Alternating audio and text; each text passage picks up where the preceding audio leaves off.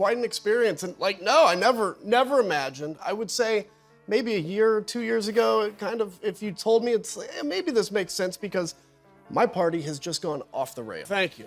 Did you ever imagine as a lifelong Republican that you would ever speak at the Democratic National Convention and be embraced wholeheartedly there? Yeah, it was. Ever wonder what happens when you poke a big orange bear with a Twitter stick? Every president in the history of our country has at least had a basic commitment to saying the truth.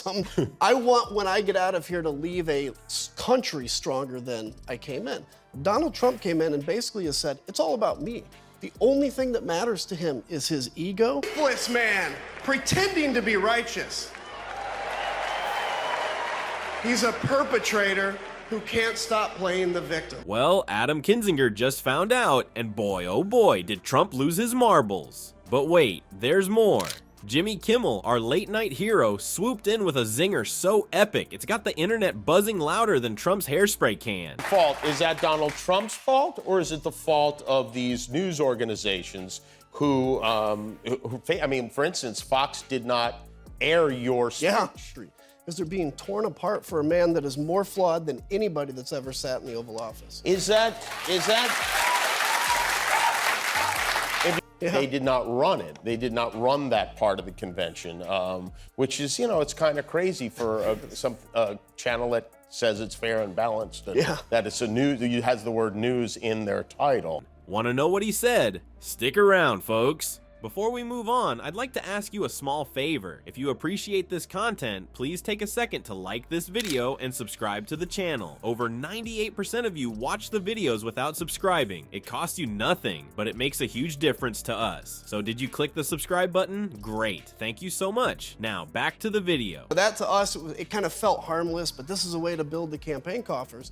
So the news organizations, politicians, and then Donald Trump comes along. And Donald Trump has no commitment to truth. I mean, this is the thing is, to whom do you assign the blame for that? Well, look, I think the ground for Donald Trump started before he came into the scene. And I talk about this in my book. It's a mea culpa of like, look, we used fear Every president in the history of our country has at least had a basic commitment to saying the truth sometimes, right? Or at least saying, I want, when I get out of here, to leave a country stronger than I came in. Ever wonder what happens when you poke the orange bear? Well, Adam Kinzinger just found out. Our favorite ex-president, Donnie Diapers, has been having quite the meltdown over on Truth Social. It's like watching a toddler throw a tantrum, but with more spelling errors and less coherence. Picture this: Trump probably sitting on his golden toilet, furiously tapping away at his phone with those tiny ketchup-stained fingers. His face getting redder and redder until it matches his favorite tie.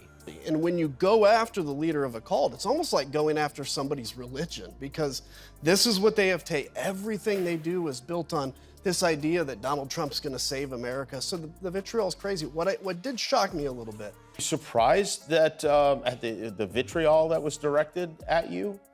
No, because that's what he does. I mean, look, he's built a cult. He's really built a cult of personality. So I think you'll see more from Liz Cheney soon. I haven't talked to her about it. I have no idea, but I would expect that, she's just so committed to this stuff.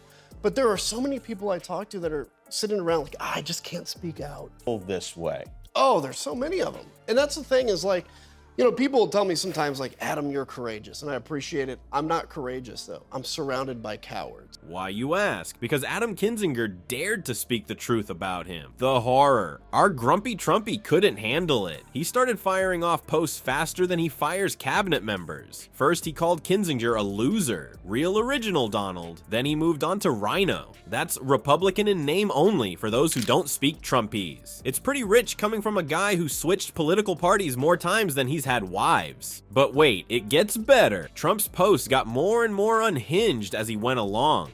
It was like watching a train wreck in slow motion, except the train is orange and has really bad hair. He started ranting about how Kinzinger was destroyed in Congress. Funny, I don't remember seeing any mushroom clouds over Capitol Hill. Must have missed that news cycle. Now, you might be thinking, surely he can't top this. Oh, but he can, and he did. Trump, in his infinite wisdom, decided to claim that Kinzinger was crying. Yes, you heard that right. According to the orange turd, Kinzinger was sobbing his eyes out. I guess in Trump's world, telling the truth is equivalent to having an emotional breakdown. Who knew? But here's the kicker, folks. The cherry on top of this sundae of insanity. Trump, in his most ridiculous statement yet, declared that Kinzinger's life has been ruined. Ruined. As if speaking out against a wannabe dictator is somehow worse than, oh, I don't know, being impeached twice? Or losing an election and then throwing a fit about it for years. Talk about projection, Donnie. Well, folks, it looks like the comedy gods have answered our prayers. Just when we thought Trump's meltdown couldn't get any more entertaining, in walks Jimmy Kimmel with a verbal flamethrower. How did this comedy kingpin turn Trump's temper tantrum into late night gold? Buckle up, because this is gonna be good.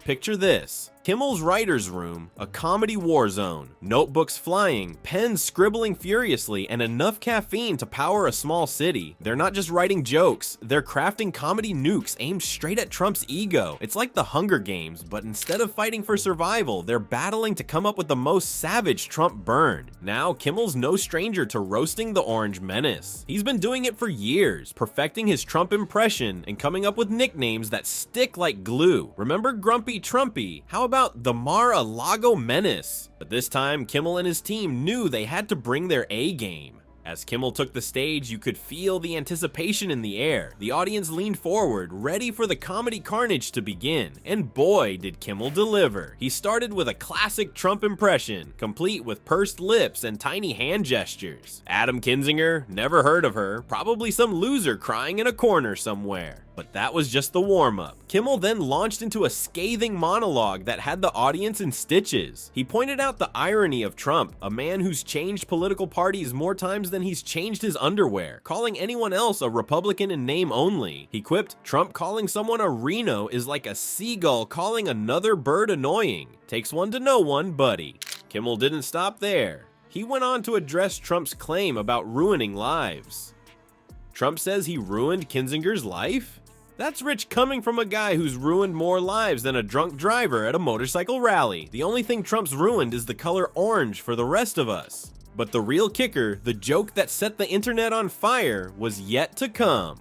Kimmel looked straight into the camera and said, you know, Trump reminds me of that kid in school who always claimed his dad could beat up your dad. Except in Trump's case, his dad was probably too busy writing checks to keep him out of trouble. The audience erupted, social media exploded. That single joke was retweeted, shared, and memed more times than Trump's had McDonald's meals in the Oval Office. It was comedy gold, and it hit Trump right where it hurts, his inflated sense of self-importance. Comedy's got a secret superpower, folks. It's like kryptonite for political bullies. When the big bad wolf huffs and puffs, sometimes all you need is a well-timed joke to blow their house down. And let's face it, in these crazy political times, we could all use a good laugh. So here's the deal, stay informed, but don't forget to chuckle along the way. It's like putting hot sauce on your vegetables. Makes the serious stuff easier to swallow. And speaking of swallowing, rumor has it Trump's been having trouble with that lately. Maybe he should try smaller bites of those alternative facts he's always serving up.